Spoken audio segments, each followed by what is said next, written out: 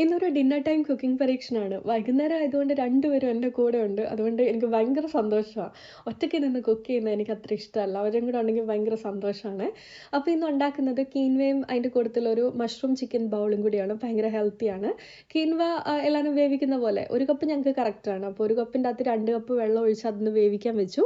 ഇതിൻ്റെ ടേസ്റ്റ് ഒന്ന് കൂടാൻ വേണ്ടിയിട്ട് ഞാനൊരു ഇച്ചിരി നെയ്യ് ഒഴിച്ചിട്ട് അതിനകത്തോട്ട് വറ്റൽമുളകും വെളുത്തുള്ളിയും കൂടെ ചതച്ചതൊന്ന് വഴറ്റിയിട്ട് അതിൻ്റെ അകത്തേക്ക് കീൻവ ആഡ് ചെയ്തു. പിന്നെ ഉപ്പും കുരുമുളക് പൊടിയും ഇച്ചിരി മല്ലിയിലയും കൂടെ തൂകി ഒന്ന് ഇളക്കിയെടുത്ത് കഴിഞ്ഞപ്പം നമ്മുടെ കീൻവ റെഡിയായി. ഇനി മഷ്റൂം ബൗൾ ഉണ്ടാക്കാനായിട്ട് ഇതേപോലെ ഇച്ചിരി നെയ്യ് ഒഴിച്ചിട്ട് സവാള ഒന്ന് വഴറ്റി അതിൻ്റെ അകത്തിലോട്ട് വറ്റൽമുളകും വെളുത്തുള്ളി ചതച്ചതും കൂടെ ചേർത്ത് കൊടുത്തു.